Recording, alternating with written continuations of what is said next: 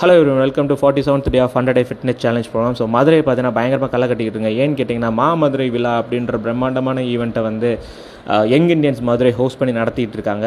இது டோட்டலி பார்த்தீங்கன்னா 4 days event. So இன்றைக்கி 3rd டேவாக வந்து சைக்கிளத்தான் அப்படின்ற ஈவெண்ட் வந்து கண்டக்ட் பண்ணியிருந்தாங்க.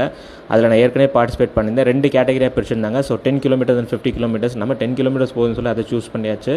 இப்போ ட்ராவல் பண்ணியிருக்க சேம் ரூட் தான் வந்து சைக்கிளத்தானுக்குள்ள ரூட். என்ன பண்ணுறதுங்க, என் வீட்டுக்கும் ரிப்போர்ட்டிங் கூடிய இடம் வந்து ரேஸ் கோர்ஸ் கிரவுண்டுக்கும் பார்த்தீங்கன்னா 5 kilometers, சேம் இதே லொக்கேஷன் தான். ஸோ அதனாலே பார்த்தீங்கன்னா மார்னிங் 5:15 வந்து ரிப்போர்ட்டிங் சொல்லியிருந்தாங்க. ஸோ நான் அரௌண்ட் ஒரு 4:45 வீட்டை விட்டு கிளம்பியாச்சு. ஸோ பக்காவாக வந்து ஈவெண்ட்டுக்கு போயாச்சுங்க. ஸோ ஈவெண்ட்டில் வந்து அவங்க சொன்ன ரூல்ஸ் எல்லாமே ரிப்போர்ட்டிங் பண்ணதுக்கப்புறம் ஸோ அவங்க வந்து அவங்களுடைய டிஷர்ட்ஸ் கொடுத்தாங்க. ஸோ அதை வேர் பண்ணியாச்சு. ஸோ அவங்களோட பேட்ச் கொடுத்தாங்க, அதையும் வேர் பண்ணியாச்சுங்க. ஸோ ஈவெண்ட் ஸ்டார்ட் ஆச்சு.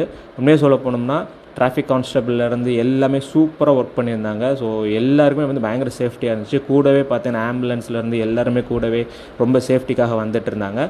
ஸோ ஈவெண்ட் நல்லா போச்சுங்க. ஸோ ஆனால் இதில் ஒரு விஷயம் என்ன அப்படின்னா, நான் நோட்டிஃபை பண்ணது 10 kilometers. பட் நான் ஈவெண்ட்டெல்லாம் முடிச்சு நான் வீட்டுக்கு வரப்போ டோட்டலி பார்த்தீங்கன்னா 23 kilometers ஆயிடுச்சுங்க. ஸோ இந்த வீடியோவில் பார்த்தீங்கன்னா நான் மெடல் வாங்கினது, என்னோடய சர்டிஃபிகேஷன் எல்லாமே இருக்கும்.